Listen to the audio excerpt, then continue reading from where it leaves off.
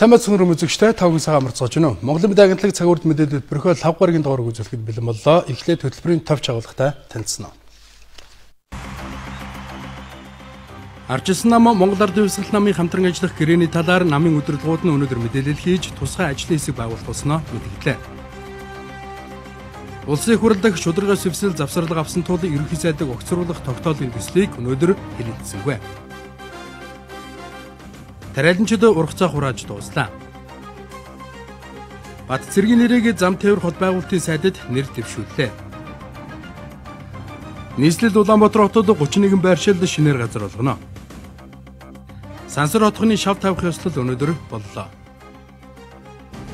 Өндөргийн зан узрын урлан хосгүй үнэт бурхтыг богдын орд музейд хүлээлгэн өглөө. Палеонтологийн нэг ховор 22 олдуур үлэг өрөвлийн музейд иргэн ирлээ. Зам тээврийн ослоор хүн нас оржээ. Хилгаал дээр Эбола вирусын үүслэг хийж эхэлсэн байна. Солонгос Америкийн нэгдсэн улсын иргэнийг суллаа. Иран, Ирак хоёр лалын улс бүлэглэлийн эсрэг хамтран тэмцэнэ. Эбола гэмчлэх хэмиг туршихаар боллоо. Тэр орноос үлдсэн мэдээ сурвалжлагаар хөтөлбөрийг эхлүүлээ. Арчилсан намын даргаалтан хуйг Монгол Ардын Хувьсгал намын дарга их баяр нар өнөөдөр мэдээллээ. За хоёр нам хамтан ажиллагааны гэрээг өнгөрсөн 7 хоногт байгуулсан. За гэрээнд нэмэлт өөрчлөлт оруулах ажлын хэсэг байгуулах болсон тухай энэ үеэр мэдээлсэн байна.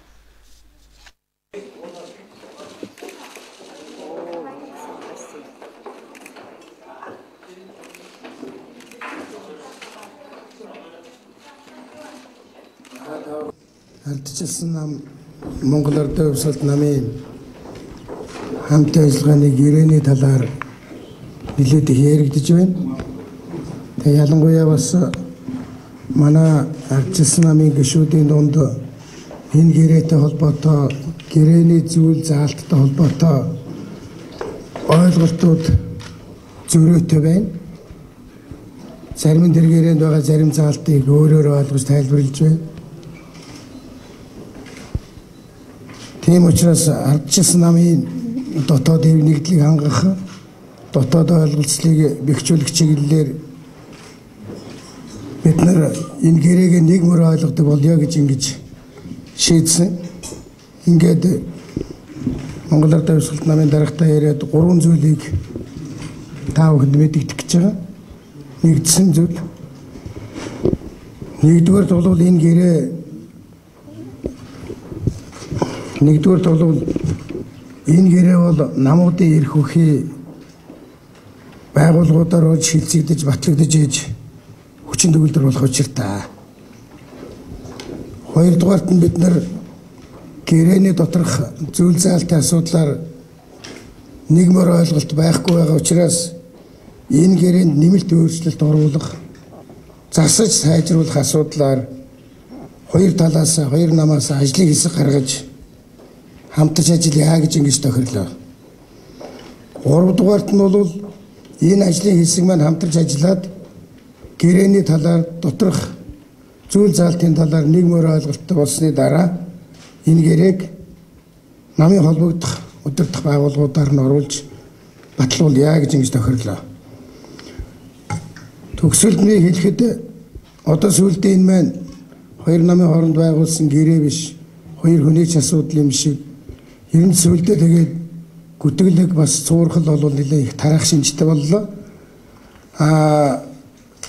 Одоо өчигдөр гэхэд ингээд энэ инквайр дарга бүтээрийн гарын үсгийг одоо хуулбарлаж хуурамчаар эвлүүлээд энэ хоёр нөхөр одоо бас ийм нууц гэрээ байгуулсан байна. Энэ гэрээнийх нь хавсралт нь одоо ийм нууц зүйл байна гişээтэй. Иймэрхүү одоо гүтгэлэг за иймэрхүү зүйл бас хэрэгс хэтрэг хандлагатай байна. Тийм учраас бид нар миний хувьд хууль хяналтын байгууллагад хандуулж энэнийг жишээлх юм бол хэн хуурамчаар эвлүүлж ингэж олон нийтэд тарааж байгааг бас тогтоохын тулд ажиллана. Хууль хяналтын байгууллагад ажиллана. Баярлалаа. Монгол Ардын Хувьсгал намын даргын хувьд бол би ерөнхий сайдын хийсэн санааг дэмжиж байгаа илэрхийлье. За дээр нэмээд бас ганц хоёр зүйлийг та бүхэнтэй хэлье гэж бодож байгаамаа. Тэгээ нэгдүгээрт бол энэ гэрээ яагаад байгуулагдсан бэ гэдэг дээр бол та бүхэн маань ойлгож байгаа. Угаасаа 2012 оны улсын хурлын сонгуулиар сонгогчд маань ямар санал өгсөн бэ гэхээр аль нэг нам дангаараа засгийн газрыг байгуулах тийм боломжгүй, өөрөөр хэлбэл намууд хамтран ажиллах шаардсан тийм санал өгсөн байна. Тэр утгаараа арчс нам маань манай эвсэлд манай намд хамтран ажиллах гэсэн саналыг өөр толгоц эрхийн дагуу тавьсан. Бид тэр саналыг хүлээж авсан. Ингээд хамтран ажиллаж байгаа. Энэ хамтын ажиллагаагаа л улам боловсронгуй, ойлгомжтой, тодорхой бичиг баримтаар хамтын ажиллагааны үйл ажиллагаа зохицуулагдсан байх нь зөв гэж үзэж энэ гэрээг байгуулсан гэж та бүхэн маань ойлгож байгаа. Түүнээс огт хоёулаа хамтран ажиллаагаа засгийн газарт хамтран ажиллаагаа хоёр нам гинт гарч ирээд байгуулсан гэрээ огт биш. Энэ гэрээ тухай асуудал нэлээд хэдэн сар яригдсан. Тэгвэл ажил намын нөхдүүдийн зарим шүүмжлэлийг бол би эргээр хүлээж авч байгаа. Бид нар маань ерөнхийдөө зарчмын хувьд бол буруугүйч хэлэхгүй ч гэсэн бас зарим зүйл заалтын өөрчлөлий, засъя, улам баяжуулъя, улам тодорхой болгоё гэх зэрэгээр санал тавилаа, ажил хэрэгжээр хандлаа гэж ойлгож байгаа. Ерөнхий сайд намын дарганы хувьд бол тийм санал гаргасныг бол манай нам дэмжиж байгаа. Ер нь энэ гэрээ гэдэг бол адилхан олон хүний санал зөв зүйтэй туссан.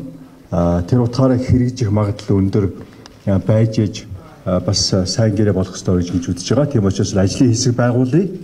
Ажлын хэсэг дээр бас энэ гэрээн дээр баяжуулах, нэмэх, өөрчлөх тийм сандуудыг бид судлаад энэ гэрээгээ тэр хүртэл тэрний дараа хүчин төгөлдөр болгоод хэрэгжүүлэх ажилдаа орё гэсэн ийм зарчмыг бол манай нам дэмжиж байгаа маа. Бид бол ямар нэгэн байдлаар засгийн газрыг арчилсан намыг эвгүй байдалд оруулах гэсэн ерөөс огт тийм буруу зөрүү санаа ерөөсөө байхгүй. Бид угаасаа хамтран ажиллаж ирсэн, цааш хамтран ажиллаж ирсэн ийм саналыг илэрхийлж байгаа. Ингээд энэ чиглэлээр бид цаашдаа идэвхтэй хамтран ажиллах хүсэлтэй байна.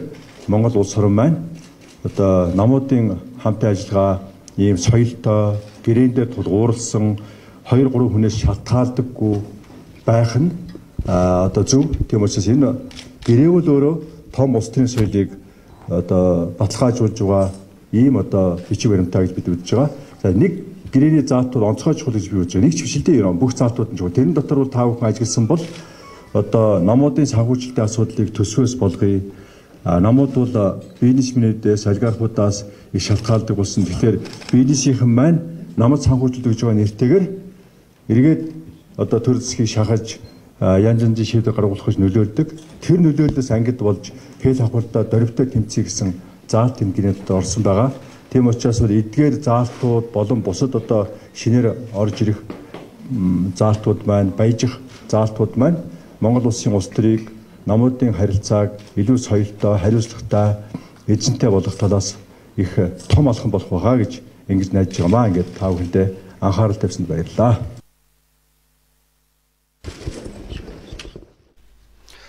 Дараагийн үзүүлэх мэдээг мөн төрийн ордноос үлдээлээ. Монгол улсын ерөнхий сайдыг огцруулах тухай тогтоолын төслийг улсын хурлын төрийн байгуулалтын байнгын хороо өнөөдрийн хуралдаанаар хэлэлцэхээр төлөвлөд байсан боловч хэлэлцэж чадсангүй. За хэлэлцэх асуудлаа Монгол улсын ерөнхий сайд Алтан уягийг албан тушаалаас нь огцруулах саналыг улсын хурлын 28 гишүүн гаргаж холбогдох тогтоолын төслийг өнгөрсөн 7 хоногт улсын хуралд өргөн мэдүүлээд байгаа юм.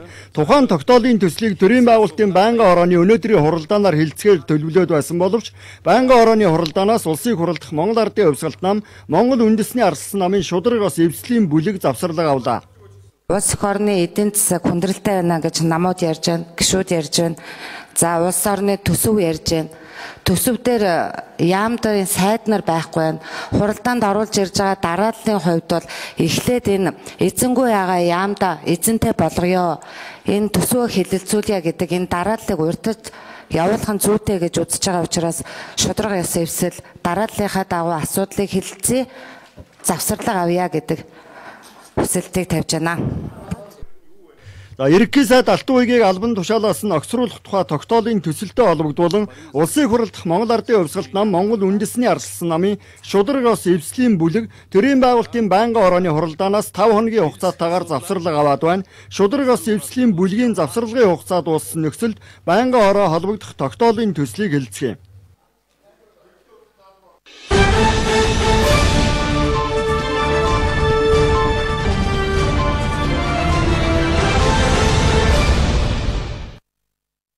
Одоо Орос хятад хоёр улсын хооронд асар том эдийн засгийн харилцаа явагдаж байна. Сая бол 100 тэрбум долларын гэрээ хийгдсэж, эх жил 200 тэрбум доллараар худалдааны хоорондын харилцаа явагдаж байна. Эндээс бид оновчтой доктортой засгийн газартай байж ээж, эндээс бид багц зэрэг саагаад бол бид эндээс эдийн засгийн өндөрлөөс гараад явчих боломжтой. Хэрвээ засгийн газар докторгүй бол тэд бидний хүлээхгүй. Өөрөөр хэлэх юм бол одоо эдийн засгийн томоохон одоо корпорацууд янз бүрийн юмнууд ч гэдэг өөрсдөө асуудлыг өөрсдөө шийдчихдэг шүү дээ. Манай засгийн газарт орж ивэл мап пенжермар ч юм уу нэг ороо суудсан багт бол буцаад гарахгүй. Тэднийг бол яаж хийгээд хадгалаад хамгаалаад янз бүрийн замаар одоо өөрсдийн төлөвлөлийг бий болгох, навилгаар юм уу, айлгын сүрдүүлгээр юм уу бүгдээр хийх тийм боломж бол байгаа гэдгийг бас санах хэрэгтэй. Одоо манайч бас нэг олон мал энэ олон хөгжилтэй орнуудыг дуурайгаад солих юм бол нэг асуудлаа сольчих болдог. Бодлого хэвээр явж идэг нөгөө уртлын бодлого. Өнөөдөр бол манайх тийм байхгүй шүү дээ. Манай оронд бол тэр үл төлөвшөөгүй учраас нэг хүн гарч ирээд нэг юм ярьдаг. Энэ асуудал энэ 4 жилийн бодсон боловсруулсан засгийн газрын мөрөгдөл би ард түмний эрхчлэгийн төлөө ажиллаж байгаа энэ бүтээн байгуулалт ажил бүгд зогсноо. Сая ерөнхийлөгч Асемийн чуулга уулзалтад очоод тийм ээ Монгол орны гадаад харилцаанд гадаад бодлогодох нэр хүндийг өргөж чадсан. Энийг монголчууд бүгдээрээ дээр дооргүй хүлээн зөвшөөрч. Хоёр хөрш орны том дарга нар ирлээ. Том гэрээ хэлцэл байгууллаа. Ажил эхэлж байна. Одоо галт тэрэг хөдөлж гисэн. Үгүй гэтэл энийг чинь одоо засгийн бүтцэд өөрчлөлт оруулахар чи дахиад бүтэц бүрэлдэхүүнд нь өөрчлөлт гарна. Дахиад нөгөө комиссийн хуралдаан инээ тэрэг энэ ч өөрчлөлт гарна. Ингээд сумжирна гэсэн үг шүү дээ. Нөгөө талаар гадаадынхны хөрөнгө оруулж байгаа түншүүд бол Монголын хууль чинь өөрчлөгдөд байна. Монголын засгийн газар өөрчлөгдөж байна гэд нөгөө асуудлаа эргэж харах болно шүү. Тэгэхээр чи энэ чинь гадаад харилцаанд бол шууд нөлөөлж байгаа үст. Засгийн газар огцрол докторгүй байдал үүсэх байхаа. Үүснэ энэ чинь бас нэг тодорхой хэмжээгээр бас нэг удирдлага гэдэг юм нь бас байхгүй болчихоор үүсэх бол гэж бодож шүү дээ. Түр хугацаагаар огцроод одоо юу ячаар тэгж л бодож байна. Тэр бол огцруулаад хэрэггүй гэсэн үг. Тийм хэрэггүй. Одоо энэ байгаа байр суурин дээр байж болох зүгээр юм болов гэж бодож байна. Тэгэл хүн үнийг харах өнцгөр өөр л ш тэ. Ямар ч нэг хэсэг нь бол ингээл одоо юм хийгээд энэ бүтээгээд ингэ чараал нөгөө хэсэг нь болохоор болохгүй нь бүтэхгүй ингээл бондын мөнгө ингээл өрн тараа хийгээл дуусчихна гээл. Гэхдээ ямар ч миний бодлоор бол болж байна сайхан л болж штт. Энэ засгийн газарт хамтарч ажиллаж байгаа улс төрийн хүчний хувьд өнөөдөр үүсэж байгаа нийгмийн эдийн засгийн хүндрэлтэй нөхцөл байдал энэ бүхнийг давж туулах альж талаас нь аваад үтсэн төр засгийг доктортой ажилуулах нь чухал. Хэтэрхээ улс төрсөн хэтэрхээ энэ төр засгийн үйл ажиллагааг докторгүй болгох гэсэн ийм хандлага чиглэл рүүгээ асуудал явах юм бол эдгээр үүсэж байгаа өмнөө үүсэж байгаа нөхцөл байдлыг шийтгэхэд бол тийм сайн нөлөө огт үзүүлэхгүй гэж бодож байна. Мэдээж шүүмжлэх асуудлыг олон талаас нь авч үзэх хариуцлага тооцох нөхцөл байдлууд байгаа. Гэхдээ энэ бүхэн бол өөрөө зөвхөн энэ засгийн газрыг тухайлбал ерөнхий сайдыг огцруулснаар энэ бүх асуудлыг шийднэ гэж бол би бол хувьдаа үзэхгүй байна.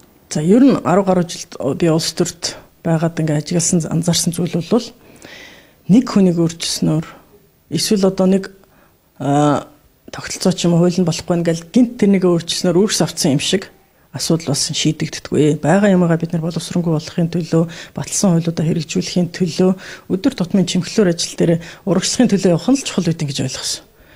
Тэгэхээр одоо нэгэнт одоо бид нар бас улс орныхаа өмнө, иргэдийнхээ өмнө бас хариуцлага хүлээгээд хамтарсан засгийн газар байгуулад ажлуудаа зорилгоо тавиад ажиллаж байгаа. Энийхээ төлөө бид нар маш хичээж ажиллаж байгаа. Энэ засгийн газар.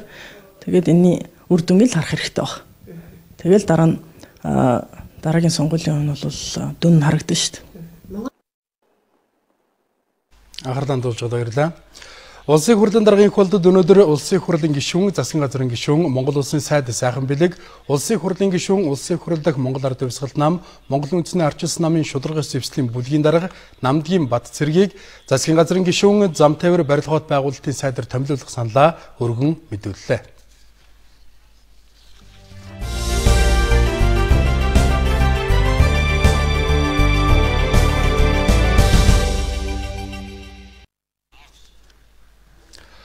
Улсын хурл 2015 онд төрөөс мөнгөний талаар баримтлах бодлогын тухай тогтоолын төслийг хэлэлцэж эхлээд байна. За мөнгөний бодлогыг тодорхойлохдоо инфляцийн төвшинг бодиттой тооцох шаардлагатай гэсэн байр сууриас эдийн засгийн банкны орны гишүүд хандаж байна. За Монгол банк 2015 онд төрөөс баримтлах мөнгөний бодлогын баримт бичгийн төслийг боловсруулахдаа инфляцийн төвшинг 7% байхаар тооцсон байна. Энэ зорилтод хүрэх боломж байхгүй, инфляцийн төвшинг бодиттой төлөвлөх хэрэгтэй гэж Улсын хурлын эдийн засгийн байнгын орооны зарим гишүүд үзэж байна.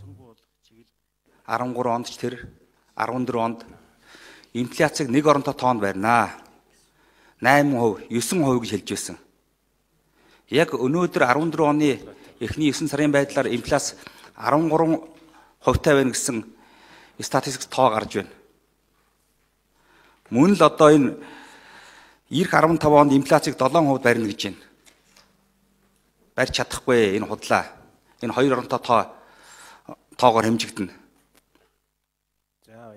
За Монгол банкны ерөнхийлөгч зол жаргалын мэдээлж байгаагаар бол 2014 оны эцэст инфляцийн төвшин 11% хүрч буурах төлөвтэй байна. Харин 2015 онд 7% хүрэх бололцоо бий гэж Төв банк үзэж байна. Инфляц доторх олон жил бидний хүндрэл байсан нэг хэсэг байсан юм л да. 40-50% нь эзлээд байдаг нэг хүнсний инфляцийн гол проблем байдаг байсан. Энэ маань өөрөө одоо яг бүтцийг үзэх юм бол одоо бол нэлээд буурсан. Оны эхнээс үзэх юм бол 5% нь тэнж явж байгаа. За Улсын хурл 2015 онд төрөөс мөнгөний талаар баримтлах бодлогыг тодорхойлохдоо улсын төсвийн бодлоготой уялдуулах шаардлагатай гэж эдийн засгийн байнгын орооны гишүүд үзэж байна. Цаашид төсөв мөнгөний зөв бодлого хэрэгжүүлж байж эдийн засгийн хүндрэлээс гарах ёстой гэсэн байр сууриас байнгын орооны гишүүд хандаж байна. Ганцхан улсын төсвийг харьцуулах биш. Бусад бүх одоо зээл тусламж бонд юу гэдэг юм. Бүх юмтайгаа харьцуулсан байдлаар бид цааш хэлцэж батлах ёстой. Тэр 7% гэдэг маань үнэхээр юм бодтой юу гэдгийг тал талаас нь чангаах ёстой. Ерөөсөө л нэг зээл гээд ахаас бид нар мөнгө босгох нь тодорхой төсөл хөтөлбөрийг одоо тэр PR төлөвлөгөө хийж энэ дээр одоо тэр Дубайд бол ерөөсөө маш олон төрлийн төслүүдээр л мөнгө босгож шít Америкт дандаа 94 чиглэсэн төслүүд дээр. Тэгэхээр бид энэ 94 чиглэсэн тодорхой мега төслүүд дээр мөнгө босгох гэсэн ойлголт алга. Үнэ цаасны зах зээлээ ажилуулахгүй байна. За Улсын хурлын эдийн засгийн байнгын ороо 2015 онд төрөөс баримтлах мөнгөний бодлогын баримт бичгийн төслийг боловсруулах ажлын хэсгийг байгуулад байна. Баримт бичгийн төслийг Улсын хурлын чуулганы нэгдсэн хуралдаанаар хэлцгээе. Энэ намрын их ажил ургац сургаалтай улсын хэмжээнд дуслаа. За энэ жилийн 491.7 мянган тонн үр тариа, үнээс 465 мянган тонн буудаа, 161 мянган тонн төмөс, 102 мянган тонн хүнсний ногоо тус хураан авчээ. Энэ жилийн ургац сургаалтанд тариаланчдаас гадна 1250 цэргийн албан хаагч 800 гаруй оюутан залуус оролцсон байна. Ургацын тайлбар мэдээгээр сүүлийн 20 жилийн хугацаанд хамгийн арин ургац буюу 466.6 мянган тонн үр тариа, өнөөсөө 439.8 мянган тонн буудаа хураан авчээ. За шинэ ургацаас урьдчилсан байдлаар тариаланчид дараа оны хаврын тариалтанд зориулан 42.3 мянган тонн үр нөөцөлж, гурилын үйлдвэрүүдэд 253 мянган тонн ургац нийлүүлжээ. Одоогоор Улаанбаатар борлуулалтын ажил эд явагдаж байна. Харин нэг гаагаас дунджаар 15.2 центнер буудаа хураан авсан нь улсын өнгөрсөн жилийн дунджаас өндөр үзүүлэлт юм байна. Ийхүү манай тариаланчид өнгөрсөн намрын тарийн талбай дээр ургацаа цасанд аруулж байсан гашуун туршлагаас сургамж авч энэ намар цагаагаар хүүтргээс өмнө ургацаа бүрэн хурааж дууслаа. Нийслэлийн иргэдийн төлөөлөгчдийн өнөөдрийн хуралдаанаар гэр бүлийн хэрэгцээний зориулалтаар иргэдэд газар өмчлүүлэх 31 байршлыг шинээр баталлаа. Өмнө нь 6 дугаар сард 20 байршилд иргэдэд газар өмчлүүлж, өргөдлийг нь хүлээн авахаас эхлээд өмчлүүлэх ажлыг хүртэл анх удаа онлайнаар явуулсан юм а. Гэр бүлийн хэрэгцээний зориулалтаар нийслэлийн 52 байршилд газар өмчлүүлэхээр болсон. Үүнээс өнгөрсөн 6 сард батлагдсан 20 байршлаар 34 мянган орчим иргэнд 4200 га талбайг өмчлүүлэхээр баталсан. Тэгвэл өнөөдөр батлагдсан 31 байршилд 55 мянган орчим иргэнд 11 мянга гаруй га талбайг өмчлүүлэхээр болж байна. Иргэний одоо тэр газар өмчлөлт гэрчлэгэн дээр бичигдэх одоо бүх зүйлүүд хаяг, дугаар, тэгээд одоо хороо, дүүрэг, газрын хэмжээ, газрын байршилд мөн газар дээр ямар хөө одоо координатад байх юм. Тэр ерөнхийлөгчийн зураг төсөлтөөр ингэж ижбүрэн гарч байгаа. Тэгэхээр бол одоо газрыг авсан иргэн бол тухайн газар дээрээ шууд одоо яг дөрвөн цэгээ хатгаад өөрийнхөө өмчлөлийг бол одоо тогтоох ийм боломжтой болно. Өмнө нь батлагдсан 20 байршлаас энэ жил 5 байршилтал газар олгосон. Тэгвэл өнөөдөр батлагдж байгаа шинэ байршлуудыг хизээ иргэдэд өмчлүүлэх вэ гэсэн асуултанд өмчийн харилцааны газраас дараах тайлбарыг хэлж байна. Одоо 15 байршил нь бол байж байгаа. Засаг дарга дээр эхний 5 байршлын боломжтой гэж үзээд явуулсан байж байгаа. Ер нь энэ байр зүйн зураг хийсэн компаниуд хатуу зэгээ тэмдэглээд эргэлтийн зэгээ бол тогтоогоод явж байгаа. Энэ дээр бол ямар ч асуудал байхгүй. Насаг дорж архитекторын хэлдгээр бүх юм тэр ном журмынхаа дагуу явж байгаа. Анх төлөвлөгдсөн 52 байршлаас 51 нь тодорхой болсон. Үлдсэн нэг байршилд нь орон сууцны хороолол барихаар төлөвлөж байгаа гэж байна. Ингэснээр нийслэлийн иргэдэд өмчлүүлэх газрын төлөвлөгөө үндсэндээ тодорхой болж байна. Харин одоо цахимаар газар өмчлүүлэх ажлыг л зохион байгуулах үлдлээ. Одоо үзүүлэх хэмтэй мөн нийслэлчүүдийн хамтралтай холбоотой. Гэр хорооллын дахин төлөвлөлтөнд хамрагдаж газараа чөлөөсөн иргэдийн эхний ээлж энэ жил шинэ орон сууцнд орсон. За тэгвэл энэ хөтөлбөрийн хүрээнд мөн харьцангуй дээхэн үед баригдсан нийтийн байранд амьдарч байсан иргэдийн газрыг чөлөөлж шинэ орон сууц барихаар болсон. Өнөөдөр нийслэлийн Баян зүрх дүүргийн 4-р хороонд баригдах Сансар хотхны шав тавих ажил боллоо. За гэрээгээр энэ орон сууц 2 жилийн дараа ашиглалтанд орж 143 айл шинэ орон сууцнд орох юм.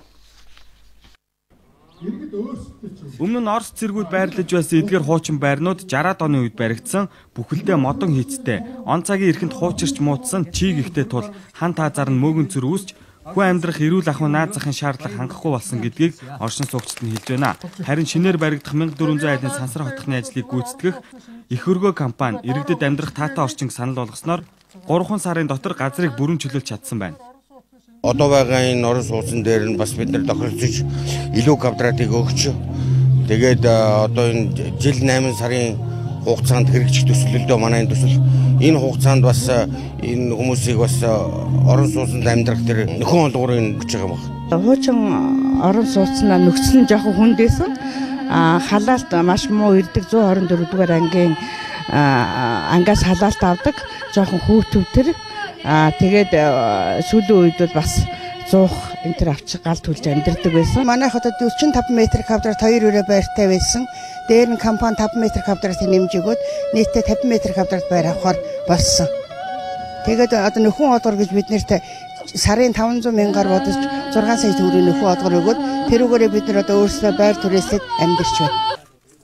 Оршин суугчдын хувьд гүйцэтгэгч компанитай хийсэн гэрэндээ сэтгэл хангалуун байгаа гэж хэлж байсан. Яг энэ тарагдаж байгаа шиг ийм хуучин байр 10 байдаг. Эхний ээлжинд 7-г нь дахин төлөвлөлтөнд хамруулжээ. Үлдсэн 3 байрны иргэд хамрагдаагүйдээ гомдолтой байгаа гэдгийг хэлж байсан. Харин хотын дарга Батүл үлдсэн айлуудыг дараачийн ээлжинд төлөвлөлтөнд хамрагдах бүрэн боломжтой гэлээ. Гэрчилгээ байгаагүй ч дээ. Тий, гэрчилгээтэй болцсон. Яг доктор нөгөө дахин төлөвлөлт хийхин хамгийн үндсэн нөхцөл төр чинь өөрийн гэдгийг нотолсон гэрчилгээ хэрэгтэй байхгүй юу? Гэрчилгээ байхгүй бид нар нөгөө тэрийг ярих боломжгүй байхгүй ерөөсөө. Одоо бол дахин төлөвлөлт рүү орно битээ санаа зовоорой. Яг ийм орон сууцнд бас та нар орно. Сансар хотхны бүтээн байгуулалтын ажилд Хятадын компани 73 тэрбум төгрөгийн хөрөнгө оруулалт хийнэ. Өнгөрсөн 8 дугаар сард бүгд найрамдах Хятад ард улсын дарга Си Цзиньпиний айлчлалын үеэр дээрх хөрөнгө оруулалтын гэрээнд гарын үсэг зурж баталгаажуулжээ. Цаашид Дэлхийн банк гэр орооллын дахин төлөвлөлтийн ажилд хамтарч ажиллах хүсэлтэд илэрхийлсэн. Мөн Азийн хөгжлийн банк 320 сая долларын хөрөнгө оруулахаар нийслэлийн удирдлагуудаа гэрээ байгуулсан байна. Энэ нь гэр орооллын дахин төлөвлөлтийн ажлыг гадны хөрөнгө оруулагчид их сонирхож байгаагийн илрэл гэдгийг хотын дарга хэлж байсан. Улаанбаатар хотын гэр орооллын газар 7.2 тэрбум долларын үн цэнэтэй. Тиймээс энэ их баялагийг эдийн засгийн эргэлтэнд хурдан оруулж иргэдийн амьдрах орчин нөхцөлийг сайжруулах нь чухал байна.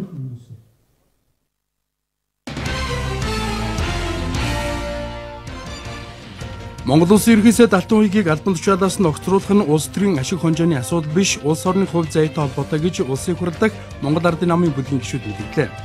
Ерөнхий сайд ардчлалын үнэт зүйлсийг үгүйсгэсэн, эдийн засгийн зөв бодлого хэрэгжүүлж чадаагүй, ард түмний амьдралыг доройтуулах нөхцөлийг үүсгэсэн, өр зээлийг нэмэгдүүлсэн гэж тогтоолын төслийг санаачилсан гишүүд тайлбарлаж байна. Хуульчийн эрх зүйн байдлын тухай хууль, хуульчийн эрх зүйн байдлын тухай хуулийг дагаж мөрдөх журмын тухай хуулийн зарим зүйл заалт, Монгол улсын үндсэн хуулийн холбогдох заалтыг зөрчсөн эсэх тухай маргааны хянан шийдвэрлэх үндсэн хуулийн цэцгийн дунд суудлын хуралдаан боллоо. Үндсэн хуулийн цэц ил заалтыг хэлэлцээд хуульчийн эрх зүйн байдлын тухай хуулийн 3 дугаар зүйлийн 3.1-3 дахь заалт Монгол улсын үндсэн хуулийн холбогдох заалтыг зөрчсөн гэсэн дүгнэлтийг өнөөдрийн хуралдаанаас гаргалаа. Эбола вирусын халдварын болзошгүй аюулаас урьдчилан сэргийлж бэлэн байдлыг хангах тухай засгийн газрын тогтоол гарсан. Энэ дагуу улсын онцгой комисс хуралдаж Эбола вируст халдвараас урьдчилан сэргийлэх ажлын хэсгийг байгуулж албан даалгавар гаргалаа. Ажлын хэсгийнхэн эхний ээлжинд хэдийн томоохон бомбоор орж ирж байгаа иргэдийн биеийн халууныг хэмжих тусгай багж байрлуулж, шаардлагатай бол нарийн мэрэгжлийн эмчийн үзлэгт хамруулахаар болсон байна. Монголын сайхан бичигтнийг шалгаруулах хуралдааны хүмүүн бичиг сонингоос жил бүр зохион байгуулдаг. За энэ уламжлалын дагуу сурагчид насан туршидчдын дунд уралдааныг зохион байгуулахар болжээ. Уралдаанд тэргүүлсэн насан туршид мөнгөн шагналаар шагнуулахаас гадна өөр улс орн руу аялах эрхийн бичгийг авна. Харин уралдаанд төрүүлсэн төгс ангийн сурагчид 4 жил ихтэй сургуульд өн төлбөргүй сурах эрхийн бичгээр шагнуулах юм а. Манай улсад бүртгэлтэй 18,000 гаруй иргэний хөдөлгөөн төрийн бас байгууллага байдгийн байна. За эдгээр байгууллагуудын төлөөлөл бол 11 байгууллага хил доод байдлыг дэмжих түншлийг байгуулжээ. Энэ түншлийг байгуулахад Америк нэгдсэн улсын Азийн сангаас санхүүждэг Монгол улсад засаглал ил тод байдлыг дэмжих төслийн багийнхан дэмжлэг үзүүлсэн байна. Монгол улсад засаглал ил тод болгох төслийн хөтөлбөр хэрэгжээд 2 жил болжээ.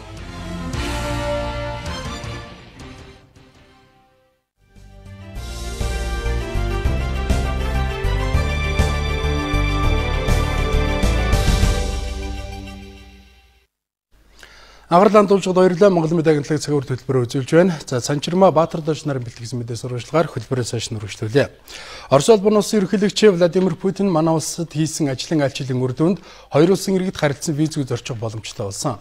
За энэ нь олон талын ач холбогдолтой ч нөгөө талдаа хил дамсан гэмтрийн тоо нэмэгдэх эрсдэл бий болж болзошгүй гэж хоёр улсын онцгой байдлын комиссийн үзэж байна. Тиймээс ийм эрсдлээс хэрхэн сэргийлэх асуудлыг өнөөдрийн Монгол Оросын онцгой байдлын хамтрсан комиссийн хуралдааны үеэр хэлэлцсэн байна.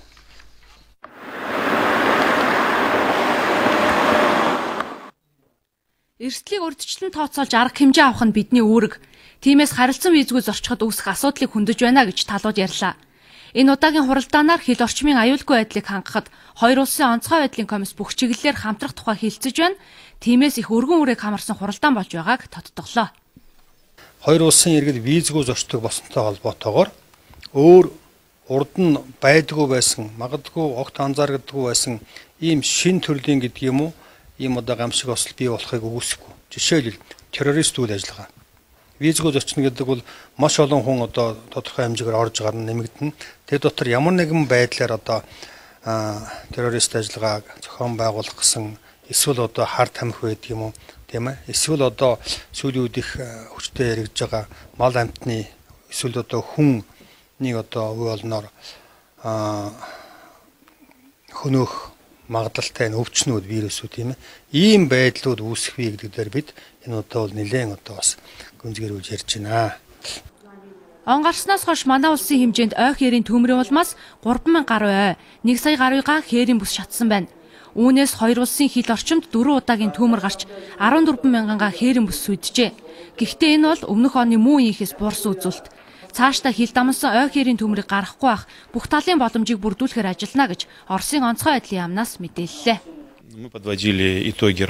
Талууд өмнөх хэлэлцээрээр ярилцсан асуудлуудыг маш амжилттай хэрэгжүүлсэн гэж үзэж байгаа. Мөн манай улсын онцгой байдлын яамны харьяа бүс нутгуудын онцгой байдлын газрууд Монгол улсын аймагуудтай маш сайн хамтан ажиллагаатай байна. Үүний үр дүнд хил дамсан хээрийн төмөр багассан. Монгол Оросын онцгой байдлын хамтарсан комиссийн хуралдаан энэ сарын 22-наас 24-ний өдрийг хүртэл үргэлжилнэ. Дээрх хуралдааныг хоёр улсын хил орчмын гамшиг ослоос урьдчилан сэргийлэх зорилгоор 1995 оноос хойш зохион байгуулж байгаамаа. Зам тээврийн ослон улмаас хохирсон иргэдийн дуу хоолойг олон нийтэд хүргэх өдрөлөг өнөөдөр боллоо.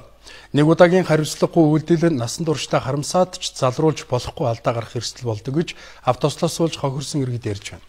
Замын хөдөлгөөнд анхаарал болгоомжгүй оролцсон хүмүүсийн буруугаас эрүүл мэндээр хохирсон хүмүүсийн төлөөлөл болон оюутан сурагчид өдрөлөгт оролцож чигсаалд нэгдлээ. Таны харж байгаа энэ автомашины жолооч хурд хэтрүүлж явсан. Харин энэ автомашины жолооч нь тээврийн хэрэгсэл жолоодж байхдаа утсаараа мессеж бичиж явсан. Ган төмрөөр хийсэн эд зүйл ийм болтлоо гэмтсэн байхад энэ автомашинд сууж явсан хүний аймнаас эрүүл мэнд хэрхэн хохирсныг төсөөлөхөж бэрхээ. Хэрвээ замын хөдөлгөөнд оролцохдоо хурдаа тохируулж бүсээ зүүж явсан бол энэ автомашин ийм ослын гэрч болохгүй байж болох байсан. Зам тээврийн ослоос болж эрүүл мэндээрээ хохирсон иргэд үүнийг л олон нийтэд хэлхийг хүсэж байгаагаа илэрхийллээ. Хайхрамж болгоомжгүй те. Ер нь бол хөгжлийн хүн за эрүүл саруул явж байхад бол хөгжлийн бэрхшээл гэдэг бол айгүй холол бодогддог байсан. Нэг л өдөр ер нь хайхрамж болгоомжгүй өөрийн буруу үйлдэлээс юм уу бусдын буруу үйлдэлийн улмаас ямар ч хөгжлийн бэрхшээлтэй болж болох юм байна гэдгийг л хэлэхээр байна. Жил болго ингэж ийм сэрэмжлүүлэх ийм аян явал болох юм байна. Жолоочдод их сайн сэрэмжлүүлэх болох юм байна. Энэ ер нь нийт жолоочдод хэлэхэд бол хамгаалах усээ зүүж хөдөлгөөндөө соёлтой орс хурдаа тохируулж явахгүй бол бид нар шиг ийм л болно шүү дээ. Энэ сургамжтай л юм жолоочдод. Он гарснаас хойш нийслэлийн хэмжээнд нийт 4,000 гаруй хүн зам тээврийн ослын улмаас гэмтэж 100 гаруй хүний амнаас хохирчээ. Энэ бол аюулт тахал өвчин гарсан улсад бүртгэгддэг өндөр тоо болохыг замын цагдаагийн газрынхан хэлж байна. Саянд жагссан залуучууд маш зөв юмнууд хэлж байна. Бид монголчууд цөөхүүлэл гэж шүү дээ, тийм ээ. Цөөхүүлээ тусмаа бид өнөөдөр их хянамгаа, их энэ хууль эрх зүйгээ дагсан, мөрдсөн, хэрэгжүүлсэн ингэж байх юм бол бид нар энэ олон хүний амнаас эрүүл мэнд ингэж хохирохгүй байх боломжтой гэдгийг бид өнөөдөр ярилцж байна л да. Замын хөдөлгөөнд оролцохдоо хурдаа тохируулаарай. Бүсээ тогтмол зүгээрэй гэж хэлж анхааруулад өнгөрөхөд иргэд хүлээж авдаггүй. Тиймээс ийм шалтгаанаас болж хохирсон иргэдийн дуу хоолойгоор дамжуулж урьдчилан сэргийлэх ажлыг хийж байгаа тухай цагдаагийнхан ярьлаа. Олон улсын хэмжээнд жил бүр ийм арга хэмжээг явуулдаг учраас хууль зүйн яамнаас энэ жилээс эхлэн зам тээврийн ослын улмаас хохирсон иргэдийн өдрийг зохион байгуулах тогтоолыг гаргасан юм а. Дараагимтэй Түүхэн их сурвалжуудад өндөргийн Занвазар Төв аймгийн Эрдэнэ сумын нутагт сардгийн хийдэг барьж байгуулж байсан тухай тэмдэглэл үлдээсэн байна. 1680-ад оны үед халх ойрдын зөрчилдөөн эцтэй тулж энэ хийдийг газрын хөрснөөс үгүй болгож байсан түүхтэй. За түүхэн энэ сурвалжаас үндэслэн шинжилгээ ухааны академийн түүхийн хүрээлэн Богд хааны ордон музей хамтран ил газар авран хамгаалах маллах судалгааны ажлыг хийжээ. Эхний олдорууд шинэ нээлтийг дагуулan нийслэлд ирсэн байна.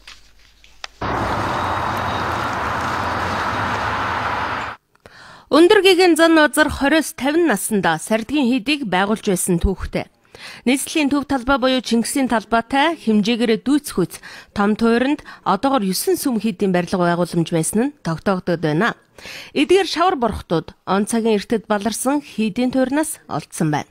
Өндөргийн бүтээлүүд тийм ээ өндөргийн энэ урлалт шавар эдлэл гэдэг нь сурвалждаж за мөн амын ярианд ч яригдж байгаагүй тийм зүйл. Тэгэхээр энэ удаагийн археологийн малтлал бол өндөргийн өндөргийн судалт бол бас шинэ хуудас нээсэн юм ол зурх хөштэй зүйл юм байна. За тэгээ энэ шавар урлалын хувьд бол яг сурвалжид бичигдснээр бол 1654 оноос хийдийг барьж эхлээд үндсэндээ 1680-ад оны орчим бол хийдийн гадна талыг бүтээж дууссан гэж байна. Өндөргийн Занвазарыг дэлхийн зарим судлаачид сэргэн мандалтын үеийн гол төлөөлөгчдийн нэг гэж үздэг. Гэхдээ бид түүний бүтээлийг олон улсад сурталчилж, танилцуулж амжааг байгаа гэдгийг мэргэжилтнүүд үгүйсгэсэнгүй. Тиймээс энэ удаагийн сардгийн хийдийн малтлагын ажил зэрэг Занвазар судлалын хоосон байгаа орон зайг нөхөх ажил их байгаа юм байна. Эхлээд судалгаагаа сайн хийж байж, энэ судалгааны бүтээлүүд маань цаашаа гарч сурчлах гол зүйлүүд нь болох нь илүү зохистой юм байна. Түүнээс ямар ч судалгаа хийгээгүй зүгээр зургууд нь бол тарах бол бас тийм тохиромжтой биш гэж ингэж үзэж байгаа. Египт улс Тутанхамун хааныхаа мумийн олдурууд бүхий үзэсгэлэнгээ өндөр үнээр гадаад зах зээлд үзүүлж сурталчилдаг. 7 хоног энэ үзэсгэлэнгээ танилцуулахад 18 сая долларын төлбөр авсан тохиолдол бий. Энэ бол түүхэн олдураас судалж дэлхийд алдаршуулж чадсны нэг илрэл. Бидэнд ч мөн тэднээс дутахгүй баялаг түүхүй гэдгийг мартаж болохгүй хэмээн судлаачид хэлж байлаа. Манай улсын ховор олдортой холбоотой мэдээ сурвалжлагыг үргэлжлүүлье. Монгол улсаас хууль бусаар гаргасан палеонтологийн энийн ховор олдорууд өнөөдөр их орондоо мөн ирж байна. Энэ бол одоогоос жилийн өмнө Америк нэгдсэн улсад хууль бусаар дуудлага худалдаанд орох гэж байсан Тарбазар Батарын хэргийг шалгах хоёр илэрсэн үлэг гөрвөлийн олдорууд юм.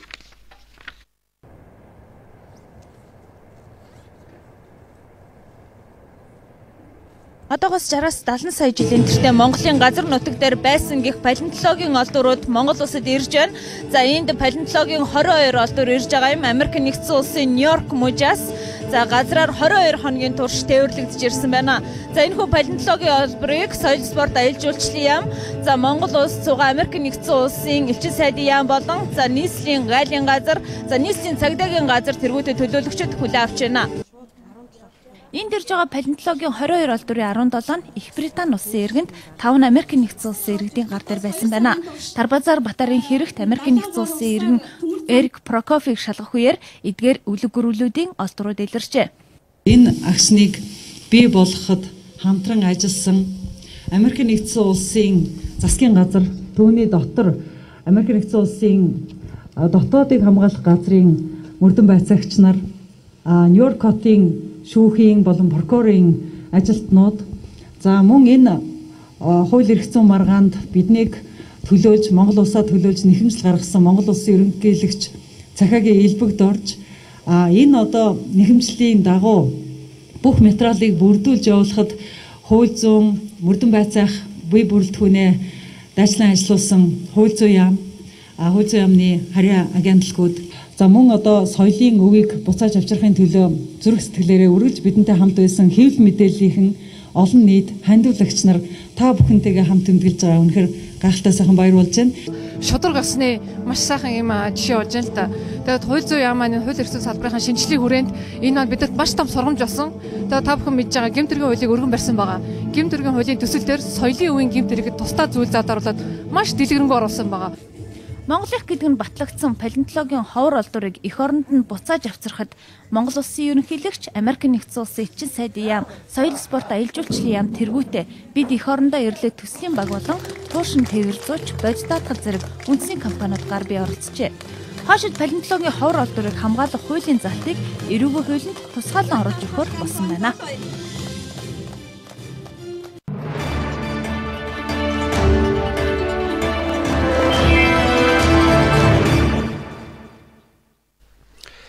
Дэлхийн мэдээг орчуулагч редактор Төвшин Жаргал бэлтгэлээ. Умар Солонгостой саатуулагдж байсан Америк нэгдсэн улсын 3 иргэний нэг болох Джеффри Фоул суллагдсан байна. За энэ мэдээллийг Америкийн төрийн департаментын төлөөлөгч Мари Харф баталсан бөгөөд Фоулыг Пеньянта хийсэн дипломат яриа хэлэлцээний дүнд инхүү өчигдөр сулсныг мэдгдсэн юм а. Үүний зэрэгцээ Америк нэгдсэн улс өөр 2 иргэнээс суллах хүчин чармаалт гаргаж байгааг тэрээр мөн мэдээлсэн байна. Hello. Welcome to the daily briefing. Джеффри Фоулыг сууллаж бүгд найрамд харчилсан Солонгос улсын нутаг дэвсгэрээс гарахыг нь зөвшөөрснийг батлах байна. Тэрээр одоо гэр бүлийнхэндээ очихоор замдаа яваа. Бид түүнийг суулгахыг зөвшөөрсөн хойд Солонгосын шийдвэрийг талархан хүлээж авч байна. Ийм нааштай шийд гаргасан энэ цаг үед бид удаан хугацаагаар хоригдсон Кеннет Бэй, Мэттью Миллер нарыг суулгахад гол анхаарлаа төвлөрүүлэн ажиллаж байна. Бүгд найрамд харчилсан Солонгос улсад хандаж тэднийг ч мөн нин даруй суулгахыг уриалж байна. Бид хүч чармаалт гаргасан Шведийн засгийн газар талархаж байгаагаа энэ үеэр илэрхийлэх ёстой. Америк нэгдсэн улс иргэдийн дипломат өргийн хүү болгон ашиглаж байна хэмээн Пеньяныг буруутгаж байгаагаа өмнө нэг шудаа мэдэгдэж байсан. Тэгвэл Умар Солонгосын эрх хүрэгчид хууль зөрчсөн хүмүүсд зохих шийтгэлийн лоноосон хэмээн тэднийг няцааж ирсэн юм. Өчигдөрхөн суллагдсан Джеффри Фоул нь 56 настай. Умар Солонгост өнгөрсөн 4-р сарын 29-нд очиж 7-р сарын эхээр тус улсын нутгаас гарах гэж байхдаа баривчлагдсан юм. Фоулыг хэрхэн сулсан талаар тодорхой мэдээлэл одоогоор алга байна. Вашингтон Умар Солонгост баривчлагдсан иргэдийн суллахаар дээгүүр албаны дипломатуудаа Пеньян руу илгээхийг чармааж ирсэн ч Пеньяны зүгээс энэ альчилын цуцалж байсан юм а. Джеффри Фоулыг төрийн эсрэг гэмт хэрэгүүлсэн хэмээн буруутгаж байсан юм. Түүнээс гадна өнгөрсөн 8 дугаар сард Америкийн бас нэгэн иргэн Мэттью Миллер Умар Солонгосын телевизээр мэдээлэл хийж Америкийн эрх хүрэгчдэд хандаж суллахыг хүсэж байсан юм. Түүнд мөн дайсагнасан ажиллагаа явуулсан хэрэгээр Умар Солонгосын шүүгээс 6 жилийн хоригдол оноосон гэдэг мэдээлэл ирж байсан мэлээ. Хонконгод улс төрийн шинтгэл хийж ардчилсан шууд сонгуул явуулахыг шаардсан сүүлийн 3-7 хоногийн турш жагсагчид тарахгүй гэдгийг илэрхийлж байна. Өчигдөр жагсагчид болон засаг захиргааны төлөөллийн анхны уулзалт хэлэлцээ болсон ч тодорхой үр дүн гараагүй. 2 цаг үргэлжилсэн энэ уулзалтанд оролцогчид харилцан байр суурийг илэрхийлж уриалгах шаардлагуудаа дэвшүүлсэн ч нэг ч асуудлаар харилцан тохиролцоонд хүрч чадаагүй байна. Хэлэлцээнд жагсагчдаас 5, Хонконгийн засгийн газрын ерөнхий нарийн бичгийн дарга Кэри Лэм тэргүүтээ мөн 5 төлөөлөл оролцсон юм а. За Кэри Лэм олон талт хэлцээний суурийг тавьж улс төрийн асуудлыг хэлцэх боломжтой л гэж үзэж байгаа бол 2017 оноос хойших асуудлыг биш 2017 онд сонгуул явуулах арга хэлбэрийн тухайд ч хэлцэх асуудалтай оруулах ёстой. Өгөөл бид эсэргүүцлийн хөдөлгөөнөө зогсоохгүй. Энд цугласан хүмүүр ийм л шаардлага тавьж байгаа.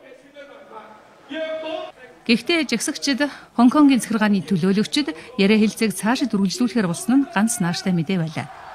Өчигдрийн тэдний энэ уулзалтыг жагсагчид гудамж талбайд байрлуулсан том дэлгэцээр шууд үзэж байсан юм. Олон хүн үр дүнд сэтгэл хангалуун биш байгаагаа илэрхийлж тохиролцоонд хүрэх хүртэл эсэргүүцлийн хөдөлгөөнөө зогсоохгүй байхаар шийдсэн байна. Гэхдээ одоогоор Хонконгийн төвийн зарим гудамж талбайд жагсагчид хаалт хамгаалтаа буулгаагүй, цөөхүүлээч гэсэн цугласан хэвээр байгаа ч элдв өвмэн гарахгүй байдал харьцангуй тайван байна. Брюссел хотноо хийн маргаантай холбоотой Оросын холбооны улс, Украин, Европын холбооны төлөөлөгчдийн ээлжид уулзалт болсон ч тохиролцоонд хүрч чадалгүй тарсан байна. Гурван талд энэ уулзалтаар Украины хийн үр төлбөрийг барагдуулах их үүсвэрийг олж чадаагүй байна. Оросын холбооны улсын эрчим хүчний сайд Александр Навакийн хүү мэдгдсэн бол Украины эрчим хүчний сайд Юрий Продан Стокгольмын арбитрийн шүүхийн шийдвэр гаргахаас өмнө Оросын холбооны улстай хийн маргаанаа шийдэж чадна гэж найдаж байгаагаа илэрхийлжээ. Хийн асуудлыг зохицуулах дараачийн 3 талт уулзалтыг ирэх 29-ний өдөр товлоод байна. Харин Еврокомиссийн эрчим хүчний асуудал эрхэлсэн дээд төлөөлөгч Гюнтер Эттингер 1000 куб метр хийн үнийг 385 Америк доллараар тогтоож төлбөрийн урьдчилгааг шилжүүлсэн тохиолдолд Украинд хийн нийлүүлэх тохиролцоотой хинч маргахгүй гэж мэдээлсэн юм а. Тэрээр мөн Европын холбоо урьдчилсан төлбөртэй холбоотой асуудлыг шийдэхийн тулд худалдагч, худалдан авагч гэсэн схемд зуучлагчийг оруулахыг санал болгосноо мэдэгдсэн. Гэвч одоогоор Оросын тал Европын холбоо Украины аль алинд нь хийн үр төлбөрөө барагдуулах санхүүгийн их үүсвэр олох хүсэл эрмэлзэлж байхгүй байх хэмээн шүүмжилж байна. Ирэх 29-ний өдөр талууд ядаж 3 дугаар сарын хүртэл хийн нийлүүлэх тохиролцоонд хүрэх ёстойг нөхцөл байдал шаардаж байна. Дэлхийн мэдээ үргэлжилж байна. Иран, Ирак улсуудад улсад зэвсэгт бүлэглэлийн эсрэг хамтран тэмцэхээр боллоо. За Иракийн ерөнхий сайд Хайдар Аль-Абади, за Ираны ерөнхийлөгч Хасан Роухани нар уулзалтынхаа дараа хэвлэхийн тэн тухай мэдгдсэн байна. Хоёр улсын төрчийн тэргүүнээр Иракийн хойд болон баруун нутагт хүчээ авч байгаа лалын хит даврагчтай тэмцэх хамтын ажиллагаагаа цаашид үргэлжлүүлэхээ мэдгдсэн байна. Prime Minister Hyder al-Abadi Тэдний уулзалт Ираны нийслэл Тегеран хотноо болсон юм. Иракийн ерөнхий сайд хэлийн чандах анхны альчилаа инхүү Иран хийж байгаа нь хөрш хоёр орны гүн гүнзгий харилцааг баталж байна хэмээн мэдэгджээ. Тэр Ираны эрх хэрэгчдэд хандаж лалын улс хүлээлгийн эсрэг тэмцэлд хамтран ажиллахыг уриалсны дээр энэ хүлээлгийнх нь дан ганц Ирак гэлтгүй ойрхон дорнодын бүс нутагт бүхэлдээ аюул учруулж байгааг сануулжээ. Ираны ерөнхийлөгч Роухани тус улс ямар ч эргэлзээгүйгээр Иракийн шин засгийн газарт бүх талын тусламж үзүүлэх болно хэмээн амласан байна. Ийхүү Иран Америкийн нэгдсэн улс тэргүүтэй холбоотны хүчинтэй нэгдээгүйч лалын улс бүлэглэлийн эсрэг Иракчуудтай хамтран тэмцээн баталлаа. Гэхдээ хүчирхийлэл халдлага үйлцээр байгаа лалын хит даврагчтай хоёр улс ямар аргаар тэмцэх нь одоогоор тодорхойгүй байна. Канадын эрх хэрэгчдийн шийдвэрээр лалын улс зэвсэгт бүлэглэлийн дайчдын эсрэг тэмцэлд нэгдэх 6 F-18 сөнөөгч онгоц ойрхон дорнодыг зориод байна. Канадын батлан хамгаалах яамнаас мэдээлж байгаагаар сөнөөгч онгоцудаас гадна тагнуулын тусгай 2 онгоцыг мөн илгээж байгаа юм байна. Мөн лалын хит даврагчтай тэмцэж байгаа Америкийн нэгдсэн улс тэргүүтэй холбоотны хүчнийхэнтэй нэгдэхээр Канадын 600 гаруй цэргийн албан хаагчийг Кувейт дэх цэргийн бааз руу илгээж байна. Гэхдээ Канадын цэрэг дайчид зөвхөн Иракийн нутаг дэвсгэрдэх лалын хит даврагчдад агаараас цөвлөх ажиллагаанд оролцох юм а. Францын эрдэмтдийн багийн тэргүүн Африкийн хүн амд үхлийн аюулт Эбола вирусын халдварыг эмчлэх эмийг клиникийн туршилтанд оролцох замаар нийлүүлэх шаардлагатай байгааг мэдэгджээ. Энэ эм бэлтгэлийг Францын эрдэмтэд Японы компанитай хамтран гаргаж авсан бөгөөд тэдний бүтээгдэхүүн болох Favipiravir эмийг туршихаар төлөвлөж байна. Үүний тулд мэрэгжилтнүүд гівнээ өмнөд нутгийн 50 гаруй өвчтөнд энэ эм бэлтгэлийг хэрэглүүлэх юм байна. Энэ клиник туршилтын үр дүн ирэх 1-р сард гарах бөгөөд хэрвээ үр дүнтэй нь батлагдвал 2-р сараас эхлэн аюулгүй баталгаатайг нь нотлох илүү өргөн хүрээтэй туршилт хийх юм байна. Мөн өчигдөр Дэлхийн эрүүл мэндийн байгууллага ирэх 1-р сараас Эбола вирусын халдвараас үргэлжлэн сэргийлэх тарилгын клиник туршилт хийхээ зарласан байна. Энэ туршилтанд баруун Африкийн орнуудад халдвар төвчөнтэй ажиллаж байгаа эмнэлгийн эмч ажилтнуудыг хамруулгаар төлөвлөж байна. WHO team is working